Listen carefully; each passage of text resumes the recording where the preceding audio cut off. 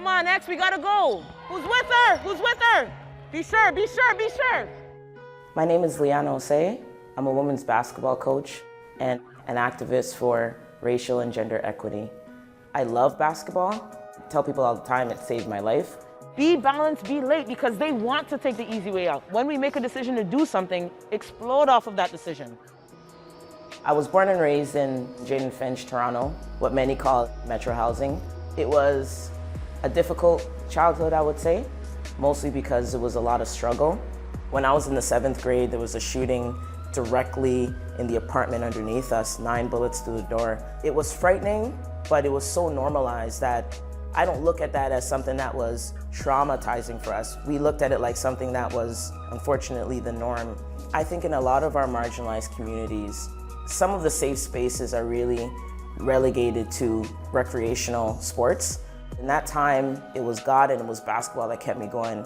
If it wasn't for me being excited to sit in the front row of my classes, go to practice and be with my teammates who really were my best friends at the time, I don't know if I would be here. Now we're making them work harder and we're working more efficiently. Let's go, ladies. X on 2 on 2! X!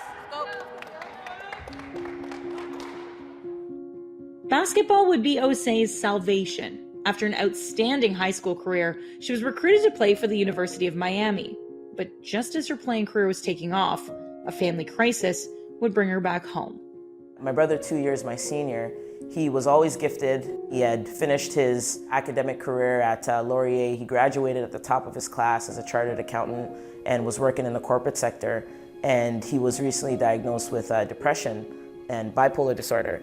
And it just caused a divide in our family. He really started to attack my mother, and physically, I would have to get in between. Osei put her life on hold to support her family, staying at home rather than returning to school. But in the summer of 2012, the worst possible outcome for her brother Sam became a reality. In his vehicle, plastered on the inside of the windows, there was kind of 4 signs that said, "Do not open, dangerous toxins inside." He had suffocated himself with toxins and chemicals that were mixed. The next 3-4 months were really tough. I had to make a decision very quickly as if I was gonna be heading to school or not. And right off the bat, I was like, okay, well, I can't leave. Like we kind of got to figure out what we're doing as a family. And my mom just grabbed me, during my brother's funeral, and she said, you have to go to school, you have to finish, you have to follow Sam's footsteps. And so that's how I ended up deciding I was going to go to Laurier. The athletic department knew where I was coming from, and they were able to support me. After 3 years, I finished my career as an all-star, 3-time academic all-Canadian. And then my senior night, my mom saw me play for the first time. It was amazing to see things come full circle. My brother's passing really took away a lot from our family. We were evicted out of our home. We were homeless. Being at Laurier gave me somewhere to be, quite literally somewhere to live because of that kind of tough time in my life. But it also kind of infused in me this sense of passion and enthusiasm to give back to the community. Time out, please, next time. Remember, it's not one person's responsibility, it's everyone. We need to have someone running to the rim. Today, Osei is pouring all of her life experience into coaching. In 2018, she was hired as head coach of the women's basketball team at St. Francis Xavier University. Recently, she founded the Black Canadian Coaches Association, a way to pay tribute to her late brother and to encourage greater representation of BIPOC leaders in sport. COVID really gave me a lot of time to think about things. Ahmaud Arbery passed away on my birthday. George Floyd passed away the day before my late brother's birthday. I felt like I needed to do something. And it wasn't just me that felt like this. There were athletes, there were coaches. And so that's kind of how the beginnings of the BCCA came to be.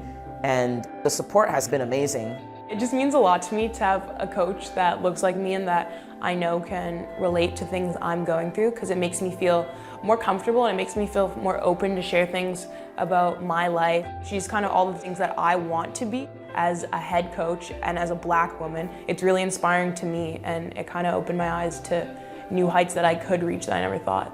Run out to the top of the three like we talk about.